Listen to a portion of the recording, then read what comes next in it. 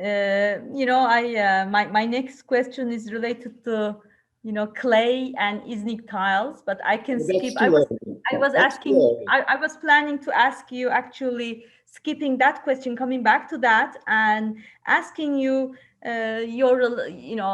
okay, Myers, and then transit, and how the story with Creten Alminaray started.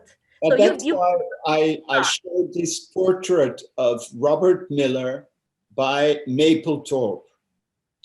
This is a person, Robert Miller, because I will have to tell you stories about how I lived, because I already had left Belgium. After art school, I left Belgium, because in Belgium, I couldn't, with my clay work, I couldn't, transit was there, but I couldn't, there was nobody listening. So I went to France. In France, I did a show with Meyer, but still nobody was listening. So I decided not to have a house, not to have a studio, not to have a car, not to have a pension plan, not to have anything, and I left. And for the next years, I would travel from one project or one place to the next. So I'll show some slides afterwards, but because we'll talk about it a little later. So I moved from Belgium to the south of France, to New York, to Wisconsin, to Mexico, to Rome. And while I was living in Rome, I got a telephone call from Robert Miller.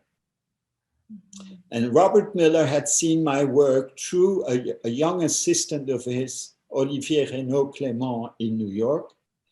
And he had seen pictures. And he said, he called me and he said,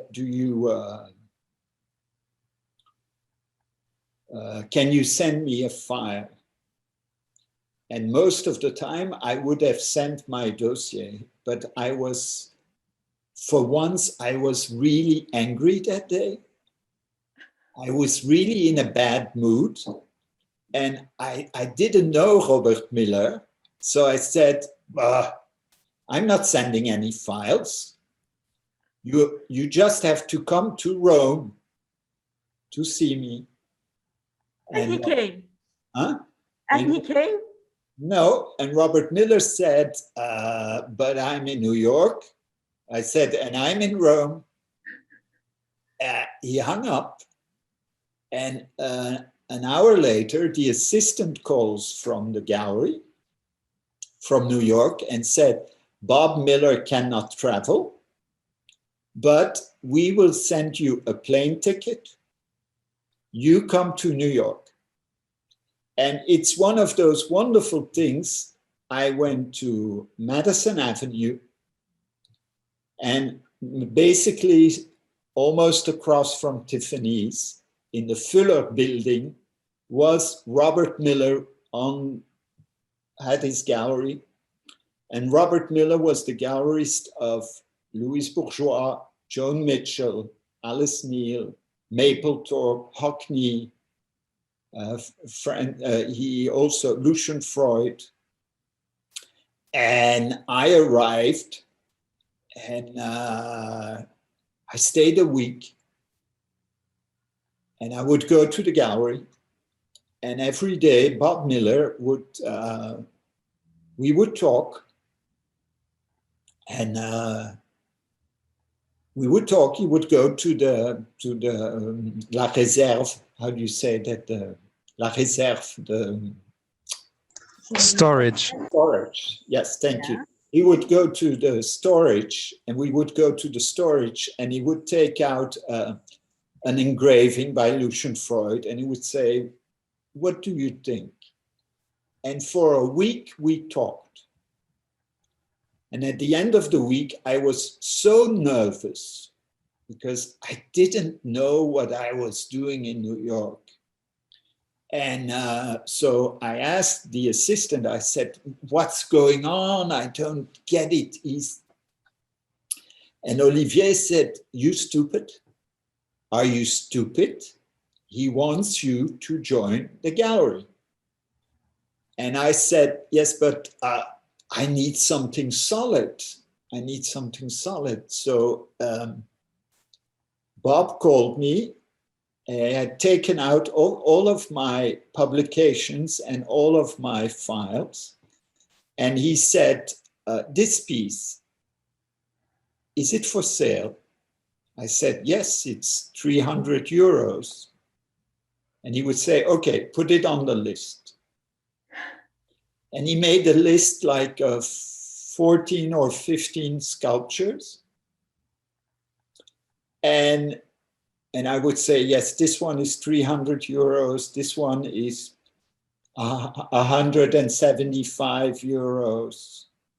It were like, and he said, "How much is that in total?" I said, "It's this much." And he said, "Okay, it's sold." And I had never been richer at that moment and more happy, because he had bought a lot of pieces for not a lot of money, but for me, it was a gigantic amount of money. And and he said, "We'll do a show, we'll do a publication." And I made my first show with Robert Miller in New York. And what a success story! This is unbelievable. I mean, the whole it's like a fairy tale. Yeah, but it was in a sense, it was a fairy tale. And then the wonderful thing was when we went to his place. He had a gigantic apartment with his wife Betty and his kids on the Upper East Side, and it was such an amazing place because it was a mixture of classical art and modern art, and almost forgotten women artists and gay artists, and there was Kusama, and there was Jeff Koons he would do concerts at his place. And there was a young artist he was older, way older than me, but it was Jeff Koons who was coming to the concerts. And when was it? That was the dates I should double check, because late 80s, in the early 90s, I think, even a bit later. And that's how when was the Rosa Martinez Biennale in Istanbul? Okay. Because I went to Istanbul to do the show at the Yerebatan Cistern when Robert Miller in New York said, "You've got to talk with this woman. She's doing the Biennale in Istanbul, and I think there's a beautiful place for you to show your work." I have a picture later. But then the sad thing is that I arrived too late in Bob's life. We made a show in New York. We made a second show in New York. Then Bob retired, went to live in Miami. I did a show at the Bass Museum in Miami. And now we're around 2000, 2001. So when the whole art world exploded with 9/11. Yeah. And Bob retired, but I met Emmanuel Perrotin, because Emmanuel Perrotin came to Miami. I was living in Miami because at the time, but now the story is becoming very confusing maybe, but I still didn't have a house and a place. So Bob Miller said, "You come to Miami, you make a show for the Bass Museum. I'll get you an apartment, I'll get you a studio." So Bob Miller bought a studio for $80,000 in a very rundown neighborhood. I don't have those pictures, but I worked there for 3 years to do the show.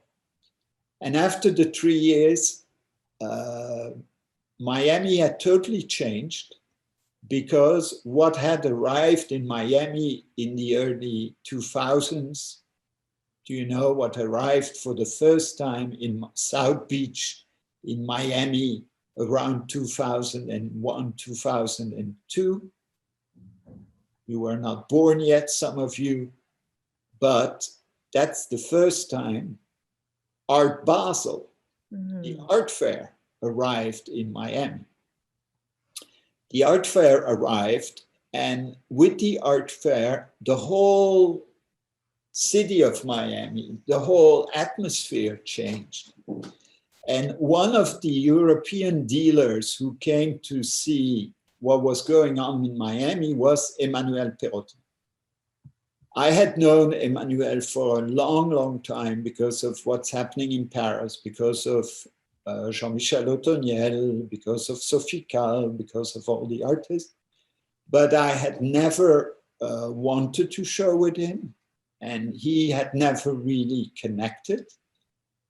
But he came to Miami, saw the studio, and opened up his own gallery 2 blocks from my studio in Miami. Oh, I see. Because the neighborhood had changed into the design district, and the Rubens collection was also around the corner.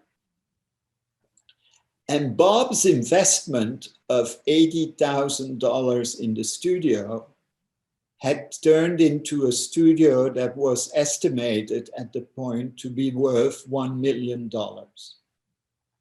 We talk about 3 years.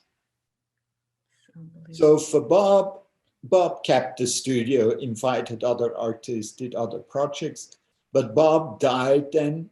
I stayed with the gallery with Miller still for several years until Emmanuel finally said, it's time for you to show with me. And Emmanuel is a dealer of another generation. I call them multinational galleries. Yes. This is a rendering of his space in Miami that he kept for several years when Miami was really the hottest place in America for contemporary art. And then he opened up in New York, years later. The space on the left is the space that he had on Madison Avenue, where I did a show. He has his space in Paris, and then he opened up also the space in New York, downtown. And at the same time, I started also to work with Almin Resch Picasso. And Almin Resch is also a fantastic dealer, but they're all totally different personalities.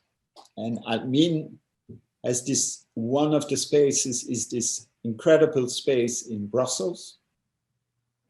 And the thing is, Almin is also a fantastic dealer with a great eye for art. They have totally different visions of what the art world is, what the art world can be, where the place is of artists. And so I find it very enriching to work with 2 very different dealers. This is, for instance, the show I did with Almin in Brussels quite a few years ago. So now this is a fantastic story, but linking to this story now comes another question that I asked, but I change a bit the places. Now, do you think that an artist working in outside of the major art centers is at a disadvantage? I mean, or shall I, let me ask you this way. In order to beat this disadvantage that you moved to Rome, to Paris, to New York, to Miami? Again, there is not one artist. Mm-hmm. It's like there is no one art world. The art world in France, there is a dessert called millefeuille, 1,000 sheets. Sheets. Mm-hmm. We know this dessert. Yeah. How do you call that? We call it millefeuille. Millefeuille. We call it millefeuille. But is there a dessert in Istanbul that is a little bit like my hand, you know, all different layers of pastry? Yes, yes, yes. The art world is the same thing. It's a lot of different layers. Mm-hmm. And each layer has its own importance. Each layer has its own artists, its own reasons, its own strengths, its own collectors, its own critics. Some are on top, some are on the bottom. But the thing is that as an artist, you've got to know which one corresponds to you. Mm-hmm. So the importance is to know, where do I fit in? What's the place? And the incredible thing today is that you can be in Timbuktu, you can be in Bruges, you can be in Dubai, you can be anywhere in the world.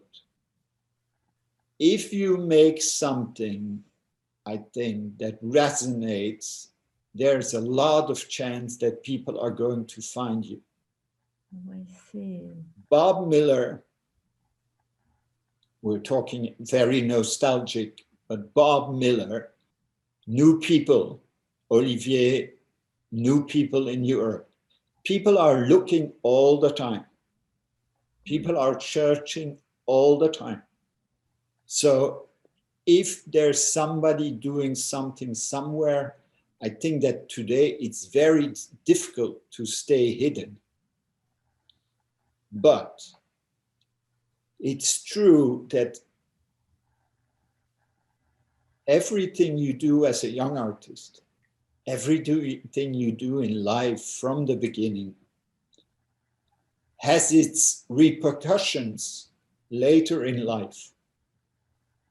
So it's true that it's easier. If I would have been born in New York in a family with art connections and money connections, and that maybe it's easier.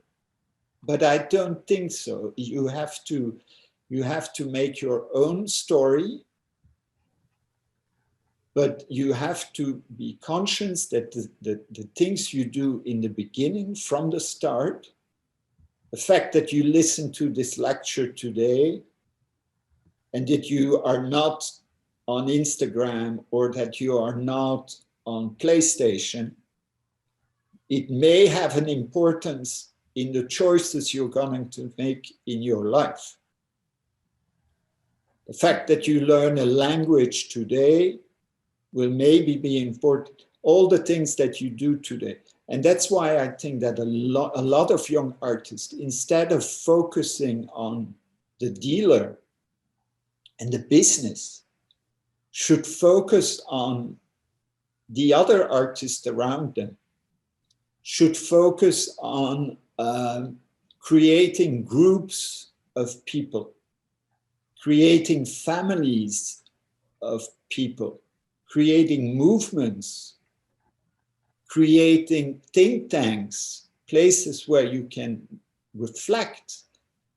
And I think that the whole danger of today is that even Instagram, I love Instagram, but even